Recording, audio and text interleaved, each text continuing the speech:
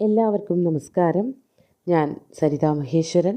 ഇന്ന് ശ്രീകൃഷ്ണവിലാസ മഹാകാവ്യത്തിൻ്റെ 12ാമത്തെ സർഗത്തിലെ 9, 10, 11 എന്നീ 3 ശ്ലോകങ്ങളാണ് നമ്മൾ പഠിക്കാൻ പോണത്. അതിൽ 9ാമത്തെയും 11ാമത്തെയും ശ്ലോകങ്ങളിൽ ഉപജാതി വൃത്തവും 10ാമത്തെ ശ്ലോകത്തിൽ ഇന്ദ്രവജ്ര വൃത്തവുമാണ് കവി ഉപയോഗിച്ചിരിക്കുന്നത്.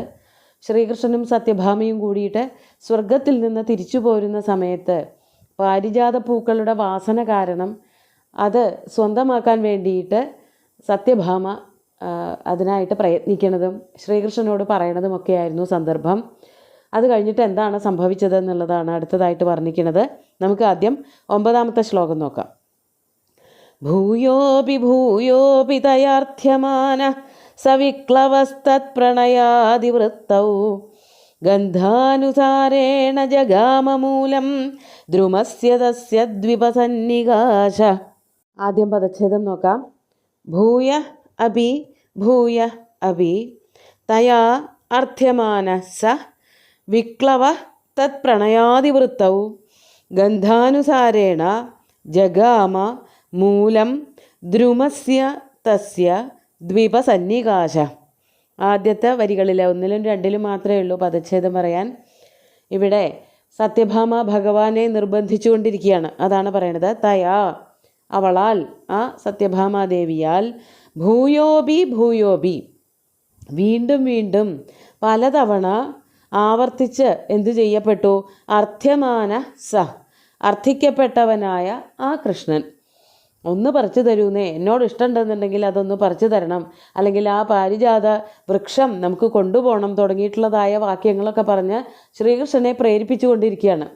ശ്രീകൃഷ്ണന് ആ മരത്തിൽ പ്രത്യേകിച്ച് താല്പര്യമൊന്നും ഉള്ളത് കൊണ്ടല്ല, സത്യഭാമയുടെ പ്രണയം കൊണ്ട്, സത്യഭാമയോടുള്ള ഭഗവാന്റെ പ്രണയം, ആ പ്രണയത്തിന് അടിമപ്പെട്ടത് കൊണ്ടുണ്ടായ ഒരു സംഭവമാണിത്. അതാണ് ഭൂയോബി ഭൂയോബി അർത്ഥ്യമാന, വീണ്ടും വീണ്ടും അർത്ഥിക്കപ്പെട്ടവനായിട്ടുള്ള കൃഷ്ണൻ. അപ്പോൾ എന്താ ഉണ്ടായത്? പ്രണയാതിവൃത്തവും വിക്ലവ. പ്രണയാതിവൃത്തവും പ്രണയത്തിൻ്റെ പ്രസരം കാരണം, അതായത് സത്യഭാമയോട് ശ്രീകൃഷ്ണനുള്ള അതീവ സ്നേഹം, അതിപ്രണയം, അത് കാരണം അതിനെ ഇല്ലാതെയാക്കാൻ, അതിവൃത്തവും ആ പ്രണയത്തെ ഇല്ലായ്മ ചെയ്യാൻ, ഉല്ലംഘിക്കാൻ വയ്യല്ലോ. അതായത് ഒന്നും സത്യഭാമ ആവശ്യപ്പെട്ടിട്ടില്ല ഇതുവരെ. ഇങ്ങനെ ഒരു കാര്യം ആവശ്യപ്പെടുമ്പോൾ ഇതൊരു വലിയൊരു ആവശ്യമായി, എന്നാലും ആ ഒരു ആവശ്യം ചെയ്തു കൊടുത്തിട്ടില്ല എന്നുണ്ടെങ്കിൽ അവിടെ പ്രണയകലഹം സംഭവിക്കും. അപ്പോൾ അത് വലിയ സുഖമുള്ള കാര്യമല്ലല്ലോ. അതിനെ ഇല്ലായ്മ ചെയ്യുന്നതിന്, പ്രണയകലഹങ്ങളൊന്നും ഉണ്ടാവണ്ടല്ലോ എന്ന് വിചാരിച്ചിട്ട് അതിനെ ഇല്ലായ്മ ചെയ്യാൻ വേണ്ടി പ്രണയാതിവൃത്തവും വിക്ലവ, അങ്ങനെ പ്രണയത്തെ ഉല്ലംഘിച്ചിട്ടുണ്ടെങ്കിൽ അതിൽ വലിയൊരു അസ്വസ്ഥത ഉണ്ടാവും എന്നുള്ളത് കൊണ്ട് ആകെ വിഹ്വലനായിക്കൊണ്ട് ഇന്ദ്രൻ്റെ ഉദ്യാനത്തിലെ ഒരു വൃക്ഷം പറിക്കുന്നതിലുള്ള ദുഃഖവും ഭഗവാനുണ്ട്. എന്നാൽ സത്യഭാമയുടെ സ്നേഹം കുറഞ്ഞു പോവുമോ അതിൻ്റെ പേടിയുണ്ട്. ഇതെല്ലാം കൂടി ചേർന്ന ഒരു വളരെ വലിയൊരു അസ്വസ്ഥതയോട് കൂടിയിട്ട് ഭഗവാൻ അവസാനം എന്ത് ചെയ്തു? ദ്വിപസന്നികാശ. ദ്വിപം എന്ന് പറഞ്ഞാൽ ആനയാണ്. ആനയെപ്പോലെ. എന്തുകൊണ്ടാണ് ആനയെപ്പോലെ എന്ന് പറയണത്? അടുത്ത വാക്കുകൊണ്ട് നമുക്ക് മനസ്സിലാക്കാൻ പറ്റും. സ ഗന്ധാനുസാരേണ തസ്യ ദ്രുമസ്യ മൂലം ജഗാമ. സഹ ഭഗവാൻ ശ്രീകൃഷ്ണൻ ഗന്ധാനുസാരേണ വാസന വന്ന സ്ഥലത്തേക്ക്. ഈ മരം എവിടെയാണ് നിൽക്കണതെന്ന് ഇവർ കണ്ടിട്ടില്ല. പൂവിൻ്റെ വാസന വന്നു, അത് പാരിജാത കുസുമമാണെന്ന് മനസ്സിലാക്കിയെന്ന് മാത്രമേ പറയുന്നുള്ളൂ. ആ മരം എവിടെയാണ് നിൽക്കണത് എന്നുള്ളത് അതിൻ്റെ വാസന കൊണ്ട്, വാസന അന്വേഷിച്ചുകൊണ്ട്, എവിടെ നിന്നാണ് ഈ സുഗന്ധം വരണത് എന്ന് അന്വേഷിച്ചു പോയപ്പോഴാണ് ആ മരം കണ്ടുപിടിച്ചത്. അത് സാധാരണഗതിയിൽ ആനകൾക്ക് ഗന്ധമെടുക്കാൻ നല്ല ശക്തിയാത്രേ. ഗന്ധം കൊണ്ടാണ്, ഗന്ധേന പശ്യതി, ആനകളൊക്കെ ഗന്ധം കൊണ്ടാണ് ആൾക്കാരെ മനസ്സിലാക്കണത്. ആൾക്കാരെ അല്ല, മാത്രമല്ല വസ്തുക്കളെ ആയാലും പോണ സ്ഥലങ്ങളെ ആയാലും ഒക്കെ ആന നടക്കുന്നതിൻ്റെ 1 അടി മുമ്പിൽ 2 അടി മുമ്പിൽ തുമ്പിക്കൈ നടന്നുകൊണ്ടിരിക്കുന്നുണ്ട്. ആ തുമ്പിക്കൈ കൊണ്ട് വാസന എടുത്തുകൊണ്ടാണ് മുമ്പാക്കുള്ള ഗമനങ്ങളൊക്കെ ആന നടത്തുന്നത്. അതാണ് ഗന്ധാനുസാരേണ. ഗന്ധത്തെ അനുസരിച്ചുകൊണ്ട് ഒരു ആന എങ്ങനെയാണോ പോവുക, അതുപോലെ പാരിജാത കുസുമത്തിൻ്റെ വാസനയെ അനുസരിച്ചുകൊണ്ട്, അനുസരിക്കുക എന്ന് പറഞ്ഞാൽ എന്താണ്, എവിടെ നിന്നാണ് ഈ ഗന്ധം വരണത് എന്നുള്ളത് അന്വേഷിച്ചു കൊണ്ടുപോയി അവസാനം തസ്യ ദ്രുമസ്യ ആ മരത്തിൻ്റെ ചുവട്ടിൽ എത്തുകയും ചെയ്തു. ദ്രുമസ്യ മൂലം, അതിൻ്റെ തൊട്ടടുത്ത് അതിൻ്റെ മൂലത്തിൽ അടിഭാഗത്ത് എത്തുകയും ചെയ്തു. അപ്പോൾ തീർച്ചയായി ആ മരം എന്തായാലും സത്യഭാമയുടെ ഇഷ്ടത്തിനനുസരിച്ച് ഭൂമിയിലേക്ക്, ദ്വാരകയിലേക്ക് കൊണ്ടുപോവുകയാണ് എന്നുള്ളത്. എന്നിട്ട് അവിടെ ചെന്നിട്ട് എന്താ ചെയ്തത് എന്നുള്ളതാണ് 10ാമത്തെ ശ്ലോകത്തിൽ പറയണത്. ശ്ലോകം നോക്കൂ. ഉത്സാര്യമാമേതി നിരുന്ധതസ്ഥാനാരാമപാലാനഖിലാൻ ബലേന ദിവ്യം സമുദ്ധൃത്യ തരും സദോർഭ്യാം ആരോപയാമാസ സുപർണപൃഷ്ഠേ. നമുക്ക് ആദ്യം പദച്ഛേദം പറയാം. ഉത്സാര്യ മാ ഇതി നിരുന്ധത താൻ ആരാമപാലാൻ അഖിലാൻ ബലേന ദിവ്യം സമുദ്ധൃത്യ തരും സ ദോർഭ്യാം ആരോപയാമാസ സുപർണപൃഷ്ഠേ. പെട്ടെന്നായിരുന്നു എല്ലാം സംഭവിച്ചത്. അതാണ് സ ആ ശ്രീകൃഷ്ണൻ മാ ഇതി നിരുന്ധത താൻ അഖിലാൻ ആരാമപാലാൻ ബലേന ഉത്സാര്യ. ഒരു വലിയ ഉദ്യാനത്തിൽ, നന്ദനവനത്തിലാണല്ലോ ഈ മരം നിൽക്കുന്നത്. അവിടെ ചെന്നിട്ട് ആ മരം തൊട്ടപ്പോഴേക്കും അവിടെ ഉണ്ടായിരുന്ന ആരാമപാലകന്മാർക്കൊക്കെ മനസ്സിലായി ഇത് പറിച്ചുകൊണ്ട് പോകാനാണ് വന്നിരിക്കുന്നത് എന്ന്. അവരെല്ലാവരും കൂടി ചേർന്നുകൊണ്ട് അരുത് അരുത് എന്ന് പറഞ്ഞ് തടഞ്ഞു. അതാണ് മാ ഇതി, അരുത് അരുത് എന്ന് പറഞ്ഞുകൊണ്ട് നിരുന്ധത തടയുന്നവരായിട്ടുള്ള താൻ അവിടെ ഉണ്ടായിരുന്ന ആ നന്ദനവനത്തിലുണ്ടായിരുന്നതായ അഖിലാൻ ആരാമപാലാൻ എല്ലാ ആരാമപാലന്മാരെയും, ഉദ്യാനപാലകന്മാർ ധാരാളം പേരുണ്ടല്ലോ, അവരുടെയൊക്കെ സഹായത്തിലാണ് ആ ഉദ്യാനം അങ്ങനെ ഭംഗിയായിട്ട് കൊണ്ട് നടക്കുന്നത്. അവരെ അരുത് അരുത് എന്ന് പറയണതിന് മുമ്പ് തന്നെ അവരെ മുഴുവനും എന്ത് ചെയ്തു ഭഗവാൻ? ബലേന ഉത്സാര്യ, വളരെ ശക്തമായിട്ട് തടഞ്ഞിട്ട് അവരെയൊക്കെ ദൂരത്തിലാക്കിയിട്ട്. എന്നിട്ട് എന്താ ഭഗവാൻ ചെയ്തത്?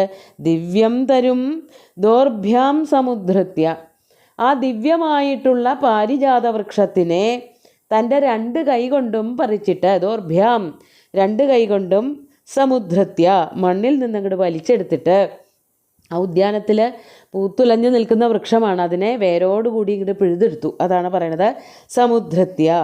പിഴുതെടുത്തിട്ട് എന്താ ചെയ്തത്? പെട്ടെന്ന് തന്നെ സുപർണപൃഷ്ഠേ ആരോപയാമാസ. സുപർണൻ എന്ന് പറഞ്ഞാൽ നല്ല ചിറകുകളുള്ളവൻ എന്നർത്ഥം, ഗരുഡൻ എന്നർത്ഥം. ഗരുഡൻ്റെ പുറത്ത് ഈ പറിച്ചെടുത്ത പാരിജാത തരു കയറ്റി വയ്ക്കുകയും ചെയ്തു. അങ്ങനെ വേണമല്ലോ താഴത്തേക്ക് പോരാൻ. അപ്പോൾ ശ്രീകൃഷ്ണനും സത്യഭാമയും സുപർണൻ്റെ അഥവാ ഗരുഡൻ്റെ പുറത്ത് കയറിയിട്ട് പോരാൻ നിൽക്കുമ്പോഴാണ് ഇതൊക്കെ സംഭവിച്ചത്. ഭഗവാൻ ഈ വൃക്ഷം പറിച്ച ഉടനെ തന്നെ സുപർണൻ്റെ പുറത്ത്, ഗരുഡൻ്റെ പുറത്ത് കയറ്റി വെച്ചിട്ട് അവിടെ നിന്ന് താഴത്തേക്ക് പോരാനുള്ള, ദ്വാരകയിലേക്ക് പോരാനുള്ള ശ്രമവും നടത്തി എന്നർത്ഥം. അതാണ് ആരോപയാമാസ, പുറത്ത് കയറ്റി വച്ചു എന്ന്.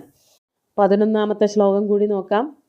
സ്വയം ച തസ്മിന്നധിരുഹ്യ ദേവ്യാ സഹ സ്വകർമാനുചിതം വിചിന്യ ചിത്തേന ലജ്ജാ മൃദുനാ സഗന്തും പ്രചക്രമേ സ്വാം പ്രതി രാജധാനീം. ആദ്യം പദച്ഛേദം പറയാം. സ്വയം ച തസ്മിൻ അധിരുഹ്യ ദേവ്യാ സഹ സ്വകർമാനുചിതം വിചിന്യ ചിത്തേന ലജ്ജാമൃദുനാ സ ഗന്തും പ്രചക്രമേ സ്വാം പ്രതി രാജധാനീം. വളരെ ലളിതമായിട്ടുള്ളൊരു ശ്ലോകമാണ്. അർത്ഥത്തിലേക്ക് പോവാം. സ സ്വയം ച തസ്മിൻ ദേവ്യാ സഹ അധിരുഹ്യ. ഭഗവാൻ ആദ്യം ആ ഗരുഡൻ്റെ പുറത്തേക്ക് ചാടി അങ്ങോട്ട് കയറി. അതാണ് സ്വയം ച, ആദ്യം കയറിയിട്ട് തസ്മിൻ അധിരുഹ്യ. ആ ഗരുഡൻ്റെ പുറത്തേക്ക് ഭഗവാൻ ആദ്യം ചാടി കയറി. അതിനുശേഷം ദേവ്യ സഹ, ദേവിയോട് കൂടിയിട്ട്, ദേവിയെയും കയറാൻ സഹായിച്ചിട്ട് 2 പേരും ആ ഗരുഡൻ്റെ പുറത്ത് കയറിയിരുന്നു. ഒപ്പം ഈ പാരിജാത വൃക്ഷവുമുണ്ട്. അങ്ങനെ ഒരുമിച്ച് കയറിയിരുന്നിട്ട് അനുചിതം സ്വകർമ്മ വിചിന്യ, താൻ ചെയ്ത പ്രവൃത്തി ശരിയായി എന്നൊന്നും ഭഗവാന് വിചാരമില്ല. അതാണ് അനുചിതം.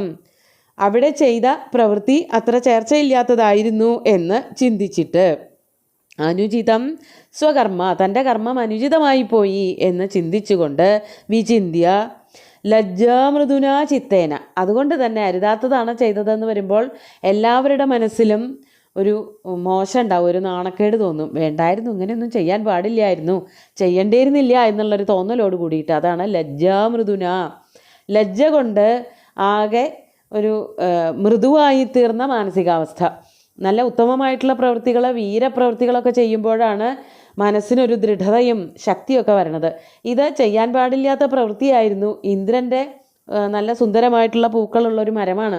അതിനെ പിഴുതെടുത്ത് ഭാര്യ പറഞ്ഞത് കേട്ടിട്ട് കൊണ്ടുവരേണ്ടിയിരുന്നില്ല എന്നുള്ളൊരു ചിന്ത മനസ്സിലുണ്ട് എന്നുള്ളത് കൊണ്ട് വളരെ ലോലമായ മനസ്സോടുകൂടിയവനായിട്ട് ലജ്ജാമൃദുനാ ചിത്തേന സ്വാം രാജധാനിയും തൻ്റെ രാജധാനിയിലേക്ക് ദ്വാരകയിലേക്ക് ഗന്ധും പ്രചക്രമേ പോരാൻ പുറപ്പെട്ടു എന്നർത്ഥം.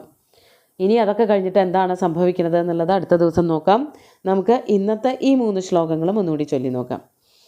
ഭൂയോപി ദയാർത്ഥ്യമാന സവിക്ലവസ്തത്പ്രണയാതിവൃത്തൗ ഗന്ധാനുസാരേണ ജഗാമമൂലം ദ്രുമസ്യ തസ്യ ദ്വിപസന്നികാശ ഉത്സാര്യമാമേതി നിരുന്ധതസ്ഥാനാരാമപാലാനഖിലാൻ ബലേന ദിവ്യം സമുദ്ധൃത്യ തരും സദുർഭ്യാം ആരോപയാമാസ സുപർണപൃഷ്ഠേ സ്വയം ച തസ്മിന്നധിരുഹ്യ ദേവ്യാ സഹ സ്വകർമാനുചിതം വിചിന്യ ചിത്തേന ലജ്ജാ മൃദുനാ സഗന്ധും പ്രചക്രമേ സ്വാം പ്രതി രാജധാനീം.